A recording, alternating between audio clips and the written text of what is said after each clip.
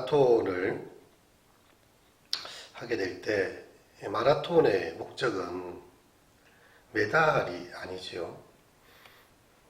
끝까지 완주해내는 것입니다.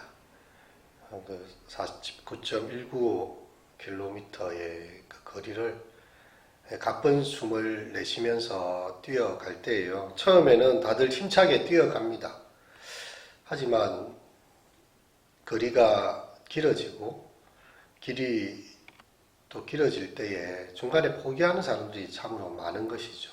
그래서 올림픽의 꽃이라 할 수 있는 마라톤은요, 마지막 선수가 다 완주해서 들어올 때까지 청중들이 떠나지 않고 그 자리에서 다 박수를 쳐줍니다. 마지막까지 끝까지 달려서 전심전력에서 왔다는 것이 큰 의미가 있는 그런 것입니다.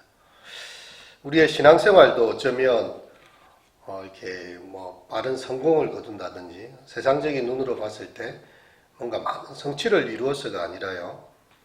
이 바울 사도가 디모데에게 주는 권면을 보면 이 에베소 교회에서 힘들게 목회하고 있을 때 지금 내가 이럴 때까지 읽는 것과 권하는 것과 가르치는 일에 전념하라. 바울 사도가 이제 이곳을 방문할 때가 있겠지요. 그때까지 디모데가 포기하지 않고 전심전력해서 이 일을 계속하면 그것이 바로 하나님 앞에서 좋은 일꾼이 되는 것입니다. 하나님의 이 창고에 옛것과 새것들이 있습니다. 그것을 끄집어내어서 그 집의 종들에게 나누어 줄 그런 사람이 있느냐. 이 하나님 나라의 일꾼에 대한 표현이요. 이 하나님의 말씀들을, 하나님의 창고에 있는 그 말씀들을, 그 구약의 말씀과 신약의 말씀들을 정한 때에 정한 자들에게 양식을 꾸준히 나누어 줄 자가 있겠는가라고 주님께서도 물고 계시는 것이죠. 오늘 본문이 이렇게 시작됩니다. 내가 이것으로 형제를 깨우치면 그리스도 예수의 좋은 일꾼이 되어 믿음의 말씀과 내가 따르는 좋은 교훈으로 양육을 받으리라. 하나님의 일은 주님의 교회에서는요, 말씀으로 그 양식을 내는 것입니다. 형제를 깨우쳐주고 그리스도 예수의 좋은 일꾼으로서의 자기의 맡은 것을 감당하는 것, 말씀과 네가 따르는 좋은 교훈으로 양육을 받는 것, 이것이 교회의 가장 중요한 것이다. 예수님께서도 자신의 이 양식을 표현하실 때에요, 나의 양식은 나를 보내신 이의 뜻을 행하며 그의 일을 온전히 이루는 것이니라. 예수님께 누가 먹을 걸 갖다 드렸느냐 이렇게 제자들이 서로 논의할 때 예수님께서 하신 말씀이죠. 나의 양식은 다른 것이 아니라 나를 보내신 분의 뜻을 행하는 것이고 그것을 온전히 이루는 것이다. 그래서 그리스도의 선한 일꾼은 바로 하나님의 말씀으로 그 양식을 이렇게 나누어 주고 그분의 뜻을 행하는 거죠. 그리고 이제 바울 사도는 두 번째로는 신화를 버리고 경건으로 연단하라는 말씀을 하고 있습니다. 7절에서 10절의 말씀이 그것입니다. 망령되고 허탄한 신화를 버리고 경건에 이르도록 네 자신을 연단하라. 이 망령되고 허탄한 신화란 무엇인가 하면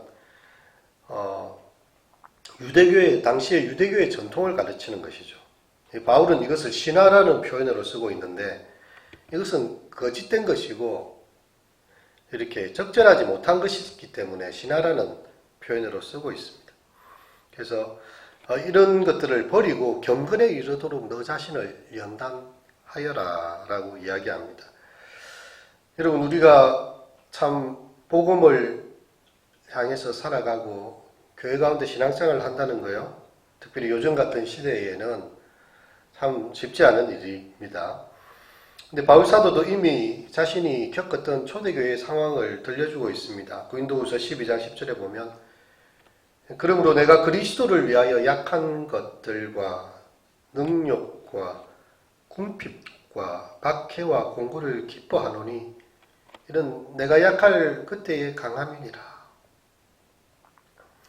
바울 사도가 복음 때문에 당해야 했던 그런 약한 것들이 있었고요. 공고함들과 힘든 것들이 있었지만 도리어 내가 약할 그때에 그때가 주님이 역사하시는 시간, 하나님께서 일하시는 때이기 때문에 강한 때라고 이야기합니다. 한없이 우리의 삶을 연약하게 만드는 때도 있습니다. 저도 이렇게 목회를 해오면서 참 순간순간 쉽지가 않아요. 하나님께서 나를 부르셨는데 나는 내 일을 정말 잘하고 있는가. 어떤 때는 한없이 약해지기도 합니다. 하지만 그때에 하나님께서 내 삶에 깨우쳐 주시는 말씀들이 있고 또 나를 보내주신 미션이 있기 때문에 그냥 그 일에 순종함으로써 그냥 이렇게 하루하루를 성실하게 살아가는 것이죠. 여러분, 몸의 단련이 육체의 연단이 약간의 유익이 있습니다. 요즘 사람들이 피트니스에 가고 필라테스를 하고 뭐 자기 몸을 위한 그런 이렇게 운동을 하고 이 연단하는 것에 대해서 관심이 상당히 많죠. 약간의 유익이 있습니다. 몸의 근력을 키우고 균형을 잡고 몸의 밸런스를 맞춰주고요. 그 유익을 대비하면서요. 경건은 그러면 어떤 유익이 있느냐?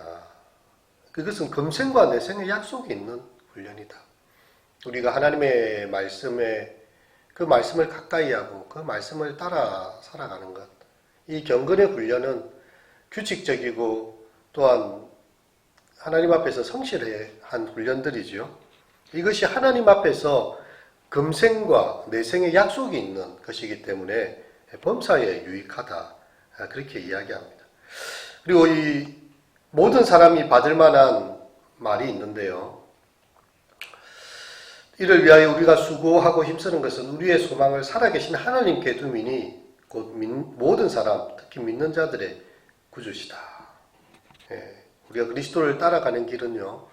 그 마지막 길 끝에 생명의 길과 죽음의 길 사이에서 하나님의 그 생명의 길에 모든 소망을 두는 것입니다.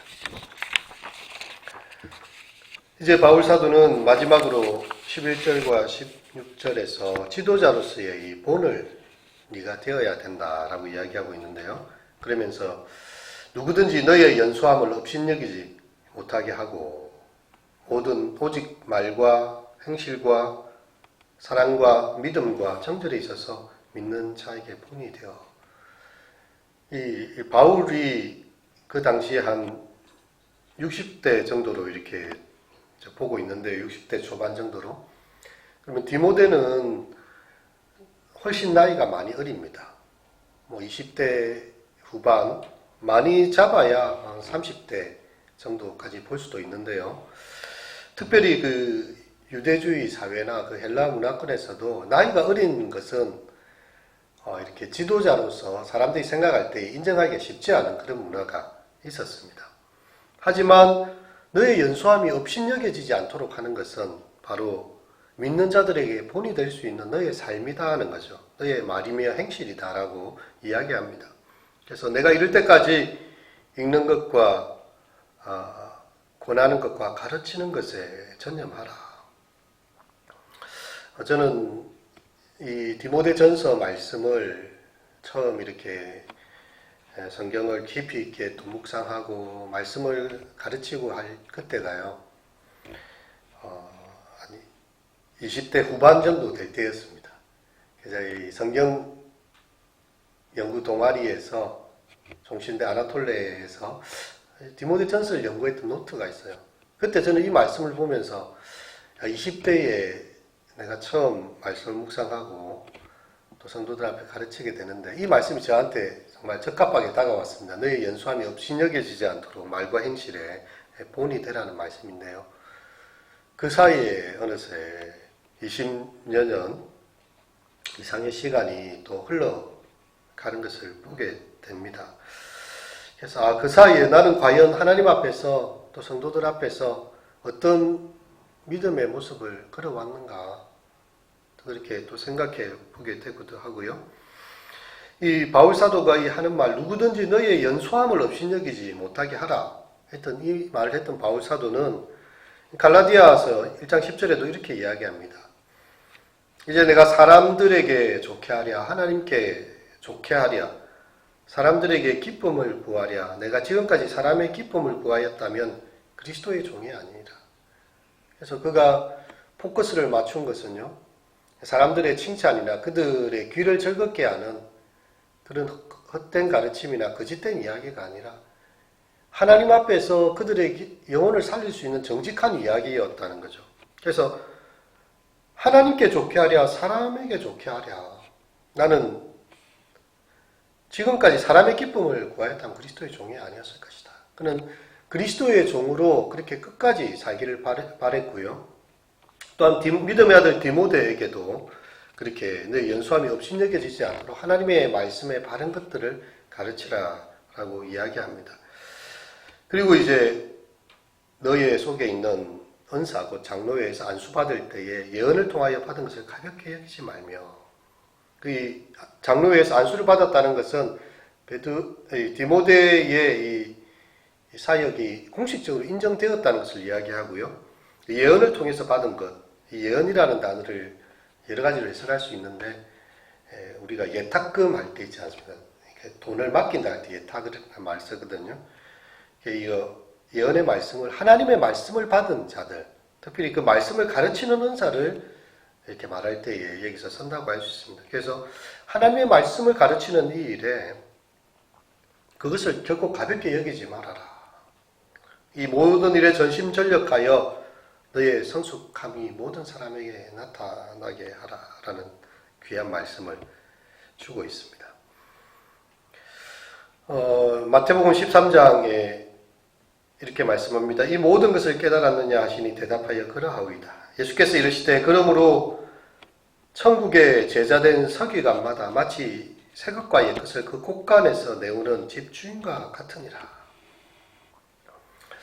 여러분, 제 이렇게 목양실에도 이 마태복음에 이 비슷한 말씀을 적어놓고 항상 읽어보고 있는데요. 하나님 앞에서 나의 맡은 일이 무엇일까라고 했을 때에 하나님의 곳간에서 나오는 하나님의 양식을 정한 때에 말씀을 전해주는 것. 어떤 때는 사람이 많을 때도 있지만 적을 때도 있고 있을 때도 있지만 없을 때도 있어요. 하지만 그렇다 할지라도 누군가가 와서 이 자리에 하나님의 말씀을 듣고자 할 때에 그런 소망이 있을 때 그 자리에 서 있는 것, 그 곳간에서 옛것과 새것을 내오는 집주인처럼 그렇게 천국의 제자된 서기관들의 역할이다.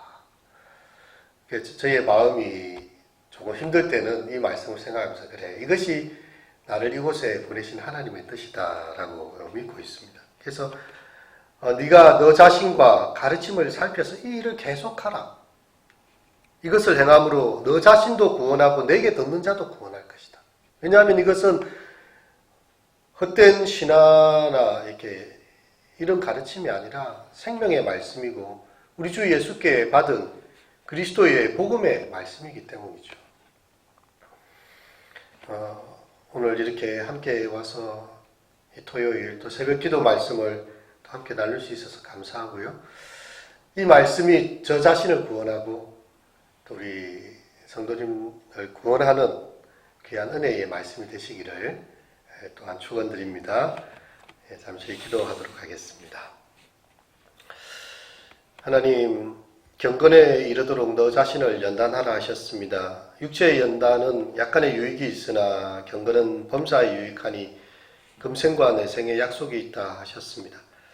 주여, 정말 우리가 기도의 시간, 말씀의 자리, 또 예배의 자리, 그리고 하나님의 뜻을 행하는 일들이 단거리 경주가 아니라 마라톤 경주처럼 우리 인생을 다 바쳐서 걸어가야 될 그런 길임을 알고 있습니다. 주님, 우리가 이 일에 전심전력하게 하시고 또한 그 가운데서 하나님의 은혜의 구원을 받는 그런 삶이 되게 하여 주시옵소서. 주의 믿음의 여정이 주의 때때로 우리에게 가시밭길이 있고 또한 여러 가지 시험의 장도 있지만 주님께서 우리 곁에 계셔서 우리를 돕고 계시며 주님의 성전된 교회에서 또 믿음의 공동체인 교회에서 하나님의 말씀이 바르게 선포될 때에 이것을 통하여 하나님의 구원의 역사가 우리 가운데 일어나는 것을 믿습니다. 어렵고 힘든 시대를 지나가고 있습니다. 주님, 우리 자신의 믿음을 다시 한번 새롭게 하게 하시고 우리 교회도 더욱 성숙해가는, 주님을 향하여 더욱 자라가는 그런 신앙의 모습들 되게 하소서. 예수님의 이름으로 기도드립니다. 아멘.